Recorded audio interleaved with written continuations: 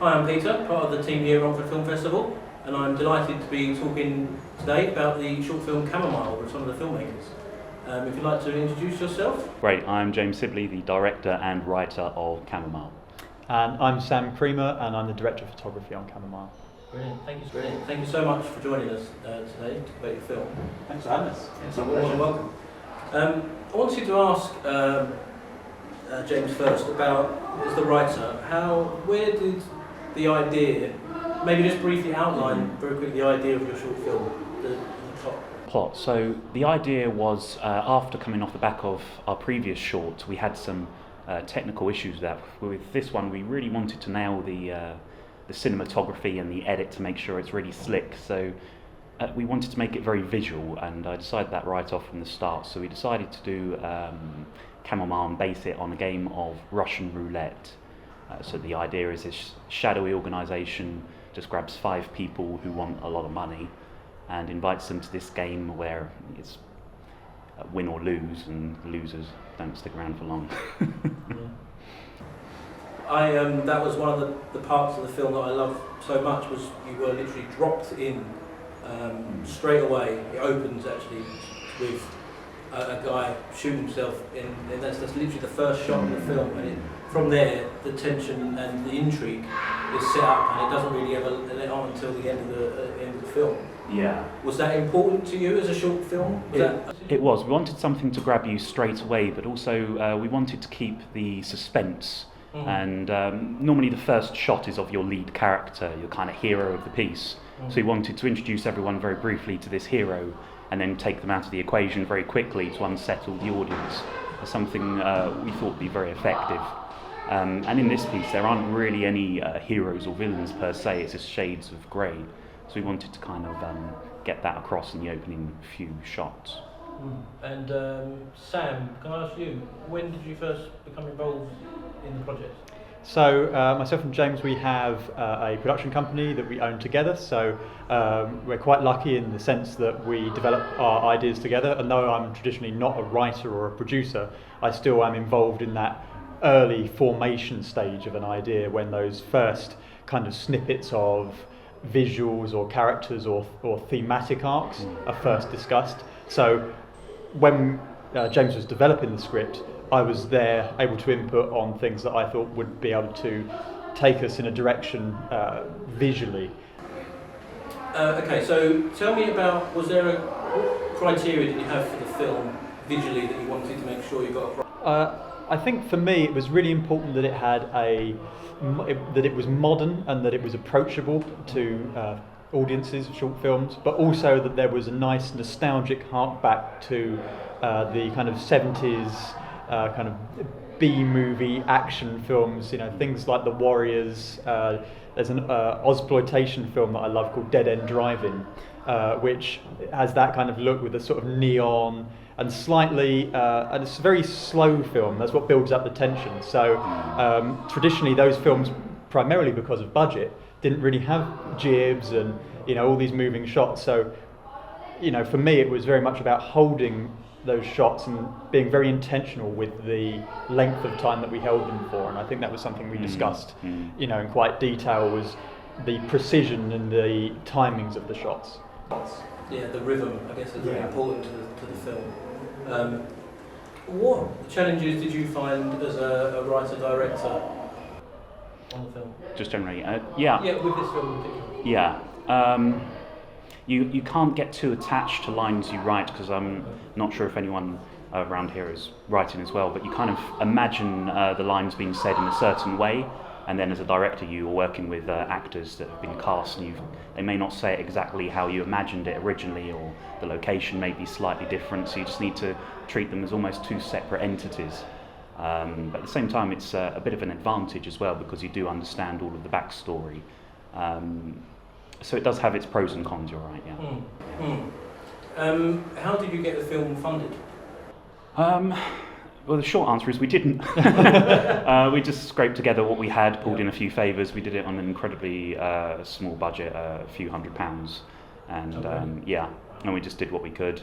Yeah. I mean, it looks fantastic. I mean, that's a tribute to both of you. Like, visually, it looks superb. and the cast make it. It's a very small cast, we should say. It was, yeah. How did you find cast for the film? We put out audition notices, and there was an actress we've worked with before, Jessica Arterton, on previous films, and I knew I wanted her very early on because I thought she'd fit the role quite well. Her acting style very much suited the role, I thought.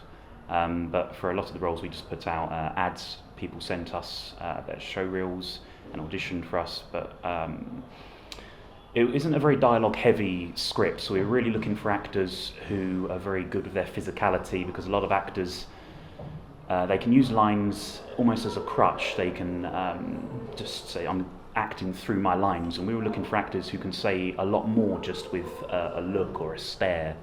So that's what we're really looking for, and I think we're very lucky with the cast we got. Definitely, yeah. So it's a real mix of cast, and I think they all do a great job in the film. Can you tell me about the location, maybe? Because you're saying obviously you're working on a very restricted budget. Yes. What kind of location do you have to work with? Actually lucked out on the location. A family friend was introduced to us, and he happened to own this great big tractor shed. Okay. And he said, I think this could work for your movie. When he heard about it, he said, I'll clear all the tractors out and you can film it in here. And when we saw it, we realised that it would be a really great location. The downside, however, was it's made entirely out of this metal. It was a metal oven. Corrugated shed, essentially. And I don't know if you remember, sort of in August of 2019, there was, much like this past week, there was a kind of monumental heat wave, the hottest day on record, and a real considerable one. And then, of course, we filled this corrugated tin shack with redheads, tungsten bulbs, 10 bodies, and 40-degree heat. So, yeah. Wow. I mean, that's working under pressure. Yeah. Everyone was very patient with it, though, and we were incredibly grateful that's for everyone working under those conditions. I was going to ask, actually, it's a very tense film, extremely tense. As they're playing Russian roulette, they're all going one by one, whether they're going to literally live or die on the roll of this gun barrel. I was going to ask, this very sort of serious tone, how do you get people to still enjoy making a film that's that tense? Do you know what I mean? Are you able to have fun, or do you try and make the set a bit more, tense to build that atmosphere? You kind of got to have a mixture of both, because if everyone's on too much for jolly, you won't get that seriousness across, but at the same time, if everyone's too tense, they won't bring out a very good performance, because it'll be very stilted. So we did have a lot of laughs in between takes, but we did a few things to kind of add the tension. We did no rehearsals, for example, and we did no master takes, so it was in the moment. We cut it up into pieces. One of the things as well, I think that some of the actors have mentioned before, is that really they came in having not met any of each other, and didn't really have much. We were quite keen, really, to not let them have much opportunity to interact before we started those first scenes and started rolling, so that when they were placed in that environment, they were essentially, complete strangers to each other, so that there was no, kind of preconceived notions of someone's identity or personality, so that really came across on screen. And I think we've discussed before about making sure that the shooting environment is pleasant, and that you are looking after people so that they are fed, they are watered, and they feel comfortable, so that then they can be creative and explore their creativity kind of in a safe way.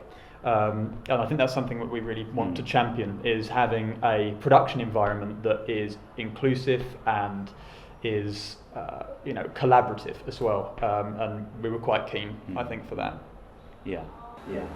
That's really interesting what you say about the characters in the story have no real backgrounds, and they don't know each other. They're literally plonked into this room together and have to play the game. And it's interesting that you sort of reenacted that on set. Change the subject a bit about. Obviously, I should point out that you two guys are in the same coronavirus bubble. You work together as a team. So, how has the coronavirus affected either your practical filmmaking or maybe distribution of your film? When it landed.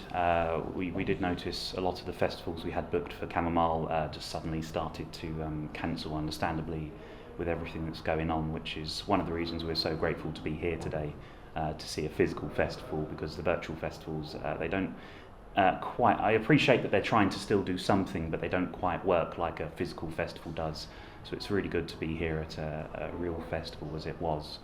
But we have had some festivals cancel just entirely, saying, sorry guys, we can't do it this year, we'll refund you your entry fee. And obviously we can't be angry at that because of everyone's going through a struggle at the moment. And I think as well, to kind of jump in on top of that point, our film is a very tense film. It's a gory film. It's about multiple people getting shot in the head, essentially. That's if you really pare it back. Yep. And of course, with the sensitivities of the things that have been going on, people obviously are perhaps not really ready to be entertained in the same way about things, that not necessarily trivialize those matters, but that present them in such a forward way. So I think a lot of the festivals that we did initially feel that we had some opportunity with kind of changed their stance towards the films that they wanted to show, and perhaps go towards more feel-good films, more family-orientated films, and step away from those more action, thriller, drama, darker stories. Yeah, we did get messages from a couple of the festivals saying actually we no longer want to go this direction, we do want just feel-good movies for the duration of this period. So going forward, what are your plans with Camomile, first of all? Well, we'll finish off the festival run, then we're hoping to put it on a streaming platform, just so it can get out there to as many people who wish to see it as possible. Brilliant. And yourselves, future other projects, what have you got? Yes, we've already working on our next project. I've written it, and we're hoping to hit the festival circuit again once everything calms down a little bit.